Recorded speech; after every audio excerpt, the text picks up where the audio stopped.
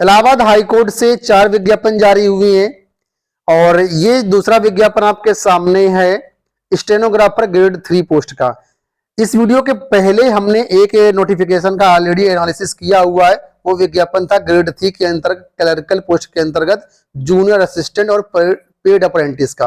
तो अगर आप वो वीडियो देखना चाहते हैं तो आप लोग डिस्क्रिप्शन बॉक्स में लिंक दिया गया है, आप लोग देख सकते हैं। अब यहाँ पर देखिए, इसमें जो मेन चीजें मैं आपको बताता हूं। तो यहाँ पर देखिए, आवेदन ऑलरेडी 30 अक्टूबर से स्टार्ट हो चुके हैं। 13 नवंबर तक इसमें आप फॉर्म भर सकते हैं। 14 नवंबर तक आप फीस पेमेंट कर सकते हैं। फीस जो है यहाँ रहेगी थोड़ी सी बढ़ी हुई है, जूनियर असिस्टेंट में कम थी, इसमें ज्यादा है। 1000 रुपए लगेगा UR EWS OBC के लिए, SC ST के लिए 800 रुपए लगेगा। कोई अगर फॉर्म में त्रुटि हो जाती है तो 15-16 नवंबर को आप उसमें करेक्शन कर सकते हैं। एग्जाम डेट वगैरह अभी जारी नहीं की गई है, ये आपकी ऑफिशियल वेबसाइट पर बाद में जारी की जाएंगी। जैसा कि मैंने शुरुआत में बताया था, ये जो नोटिफिकेशन है स्टेनोग्राफर ग्रेड 3 पोस्ट का है, ठीक है। तो इसमें हम सारी चीजें देखेंगे कि क्या क्या एलिजिबिलिटी क्राइटेरिया वगैरह मांगा गया है। तो यहाँ पर आप लोग दे सकते हैं वैकेंसी के बारे में अपडेट है। पोस्ट का नाम मैंने आपको ऑलरेडी बता दिया। वैकेंसी की बात करें तो यहाँ पर 1186 वैकेंसी है। इसमें से 881 वैकेंसी है स्टेनोग्राफर हिंदी के लिए, 305 वैकेंसी है स्टेनोग्राफर इंग्लिश के लिए। ग्रेड पे यहाँ पर रहेगा 2800, यानी जूनियर असिस्टेंट से इसमें ग्रेड पे आपका ज्यादा रहेगा। बात करें अगर एलिजिबिलिटी क्राइटेरिया को लेकर तो हिंदी स्टेनोग्राफर के लिए अगर आप आवेदन करते हैं तो यहाँ पर बोला गया ग्रेजुएशन आपका होना चाहिए, ठीक है, और डिप्लोमा या सर्टिफिकेट भी होना चाहिए स्टेनोग्राफी में। साथ में जो स्पीड होनी चाहिए 80 वर्ड पर मिनट इन शॉर्ट हैंड में और 30 वर्ड पर मिनट आपकी टाइपिंग होनी चाहिए हिंदी में, ठीक है। और अलॉन्ग विथ आपका CCC भी होना चाहिए। और जो आपकी टाइपिंग है, जैसा कि मैंने बताया, आपको हिंदी और इंग्लिश में 25 और 30 की टाइपिंग आपकी होनी चाहिए। तो कुल मिलाकर के टाइपिंग भी आपके पास होनी चाहिए, स्टेनोग्राफी भी होनी चाहिए आपके पास, ग्रेजुएशन भी होना चाहिए और CCC भी होना चाहिए। जो लोग इंग्लिश स्टेनोग्राफर के लिए आवेदन करेंगे उनके लिए बोला गया है ग्रेजुएशन, साथ में स्टेनोग्राफी में कम से कम 100 वर्ड पर मिनट की स्पीड होनी चाहिए शॉर्ट हैंड में और 40 वर्ड पर मिनट की टाइपिंग स्पीड होनी चाहिए इंग्लिश में, ठीक है। साथ में CCC भी आपके पास प्रमाण पत्र होना चाहिए और हिंदी और इंग्लिश में जो टाइपिंग है वो 25 और 30 शब्द प्रति मिनट अलग से होने चाहिए। तो ये यहाँ पर चीजें हैं एलिजिबिलिटी क्राइटेरिया के रूप में। अब अगर बात कर लेते हैं रिजर्वेशन को लेकर के, जो नॉर्मल रिजर्वेशन के रूल्स हैं उसके तहत यहाँ पर आपको रखा जाएगा। जितने भी वुमेन हैं उनको 20% रिजर्वेशन मिलेगा, बाकी जो अदर कैटेगरी है वो आप यहाँ पर देख सकते हैं। इसके अलावा बात करते हैं हम लोग अगर एज लिमिट वगैरह को लेकर के, तो यहाँ पर देखिए सारी चीजें मैं आपको बताता हूँ। बस अब वीडियो को आप लोग लाइक कर दीजिए, वीडियो को आप लोग लाइक नहीं करते हैं। तो एज मिनिमम 18 साल है, अधिकतम 40 साल है। 1 जुलाई 2004 से 2 जुलाई 1982 के बीच आपकी डेट ऑफ बर्थ लाई करना चाहिए, इसके बीच में होनी चाहिए। 1 जुलाई 2022 से आपकी एज काउंट की जाएगी, ठीक है। बाकी जो रिजर्वेशन कैंडिडेट हैं उनको SC ST अगर आप हैं तो 5 साल की ऊपरी आयु सीमा में छूट मिल जाएगी। और जो अदर है उनको जो स्टेट ऑफ UP है उसके अकॉर्डिंग जो रूल्स हैं उसके अकॉर्डिंग आपको मिलेगा। बाकी जो अभ्यर्थी स्किल्ड स्पोर्ट पर्सन है उनके लिए 5 साल की छूट है और जो अभ्यर्थी फिजिकली हैंडीकैप्ड के अंतर्गत आएंगे उनके लिए 15 साल की ऊपरी आयु सीमा में छूट है। अब यहाँ पर बात कर लेते हैं सिलेक्शन प्रोसेस को लेकर के, एग्जाम पैटर्न को लेकर के। तो सबसे पहले यहाँ पर देखिए जो आपका एग्जाम होगा उसमें क्या क्या आपके एग्जाम होंगे। तो बेसिकली यहाँ पर जो आपका एग्जाम होगा वो 2 फेज में होगा, लेकिन सेकेंड फेज को यहाँ पर 2 भागों में बांटा गया है। तो कुल मिलाकर हम 3 फेज कह सकते हैं इसको। सबसे पहले बात करते हैं स्टेज 1 की। स्टेज 1 में आपका रिटन एग्जाम होगा।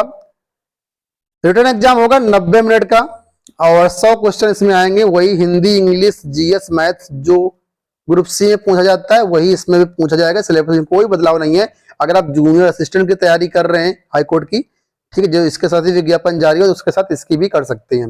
100 नंबर का पेपर होगा आपका। तो रिटन एग्जाम की अगर आप तैयारी कर रहे हैं अच्छे से तो इसमें आप लोग प्रैक्टिस सेट जरूर सॉल्व करिएगा, मॉक टेस्ट जरूर सॉल्व करिएगा। और Allahabad high court group C group D का सिलेबस एक ही है, इसलिए इसके जो कंप्लीट टेस्ट सीरीज है, मॉक टेस्ट है, वो अवेलेबल है हमारे एप्लीकेशन में। ठीक है, यहाँ पर आप लोग देख सकते हैं कुल मिलाकर के 12 मॉक टेस्ट अवेलेबल हैं।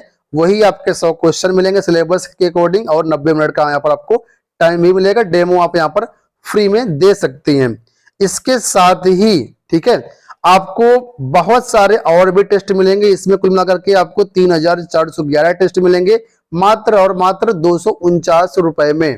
ठीक है, तो बहुत ही बेहतरीन टेस्ट सीरीज है। बहुत ज्यादा छात्रों ने यहाँ पर एनरोल कर लिया। डिस्क्रिप्शन में ऐप का लिंक दिया गया है। कौन सा ऐप डाउनलोड करना है, तो ये एप्लीकेशन है हमारा एबीटेक ऑनलाइन टेस्ट सीरीज। इसको आपको डाउनलोड करना है, डिस्क्रिप्शन में लिंक दिया गया, वहां से डाउनलोड कर लीजिएगा। इसके साथ ही हाई कोर्ट के जो ऑल इंडिया एग्जाम्स होते हैं, अलग अलग राज्यों से जो हाई कोर्ट की भर्तियां आती हैं, ये सारे टेस्ट आपको इसमें फ्री में मिल जाएंगे।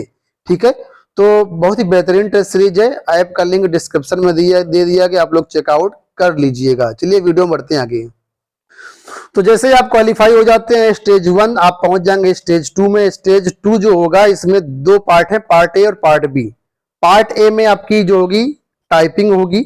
इसमें 25 शब्द प्रति मिनट हिंदी में टाइपिंग करवाई जाएगी और 30 शब्द प्रति मिनट आपकी इंग्लिश में टाइपिंग होगी कंप्यूटर पर। ठीक है, और यहाँ पर ये टाइपिंग होगी 25-25 नंबर की, दोनों मिलाकर 50 नंबर की आपकी टाइपिंग होगी।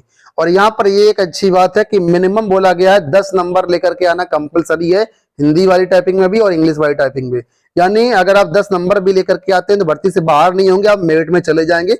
अगर आपका मेरिट में नाम आता तो यहाँ पर सिलेक्ट कर लिए जाएंगे। कुल मिलाकर के बहुत ही अच्छी चीज यहाँ पर दी गई है। जैसे बाकी भर्ती में क्या होता है, अगर 25 से 24 भी स्पीड आ गई तो आप बाहर हो जाते हैं, 25 के ऊपर ही जाना। लेकिन यहाँ पर ऐसा नहीं है, कम से कम 10 नंबर भी लेकर के आ गए अगर आप टाइपिंग में, रिटर्न में अच्छा किया है आपने, तो आप बाहर नहीं होंगे, आप काउंट किए जाएंगे सिलेक्शन वाली लिस्ट में। ठीक है, बाकी मेरिट पर डिपेंड करेगा। अब देखिए, जैसे सेकंड स्टेज भी आपका क्वालिफाई हो गया, 10 नंबर आपके लेकर के आ गए, तो आप थर्ड स्टेज पे पहुंच जाएंगे, जिसको बोलते हैं पार्ट बी। सेकंड स्टेज का पार्ट बी होगा। इसमें आपका स्टेनोग्राफी का टेस्ट होगा। इसमें बोला गया जो लोग हिंदी स्टेनोग्राफर के लिए आवेदन करेंगे उनके लिए 80 शब्द प्रति मिनट शॉर्ट हैंड में आपकी स्पीड होनी चाहिए और 30 शब्द प्रति मिनट टाइपिंग में आपकी स्पीड होनी चाहिए कंप्यूटर में। ठीक है, बाकी जो लोग इंग्लिश स्टेनोग्राफर के लिए आवेदन करेंगे उसमें 100 वर्ड प्रति मिनट की आपकी स्पीड होनी चाहिए शॉर्ट हैंड में इंग्लिश में, और 40 शब्द प्रति मिनट की स्पीड होनी चाहिए आपका टाइपिंग में इंग्लिश में। 50 नंबर का ये भी होगा। तो कुल मिलाकर के 100 नंबर के हिसाब से यहाँ पर आपकी 200 नंबर के हिसाब से आपकी फाइनल मेरिट जो है बनेगी। एक चीज यहाँ पर मैं आपको क्लियर कर दूं कि रिटर्न एग्जाम जो होगा उसमें कोई भी नेगेटिव मार्किंग नहीं होगी, आप तुक्का वगैरह भी लगा सकते हैं। तो 100 नंबर हो गया आपका रिटर्न एग्जाम का, 50 नंबर हो गया टाइपिंग का, 50 नंबर हो गया स्टेनोग्राफी का। इन सबको जोड़ते हुए ओवरऑल मेरिट बनेगी, और मेरिट में अगर आपका नाम आ जाता है तो आप सेलेक्ट कर लिए जाएंगे। यहाँ पर आपको बता दूं जो स्टेज 2 होगा, ठीक है, जो पार्ट ए पार्ट बी है, स्टेनोग्राफी टेस्ट और टाइपिंग टेस्ट, वो एक ही दिन करवाया जाएगा। तो इस बात को समझ लीजिएगा। बहुत सारे छात्र पूछ रहे थे कि जो टाइपिंग होगी वो किस फॉन्ट में होगी, तो वो भी मैं आपको बताता हूं। तो यहाँ पर आप लोग देख सकते हैं, इसके बारे में बताया गया है कि इन स्क्रिप्ट कीबोर्ड लेआउट में मंगल फॉन्ट पर आपकी हिंदी टाइपिंग करवाई जाएगी। ठीक है, तो आशा करता हूँ वीडियो पसंद आया होगा, सारी चीजें आपको समझ में आ गई होंगी। कोई क्वेरी हो तो आप लोग कमेंट बॉक्स से पूछ सकते हैं। इसके अलावा आवेदन करने के लिए आप लोग governmentjobcenter.com वेबसाइट विजिट कर सकते हैं। धन्यवाद।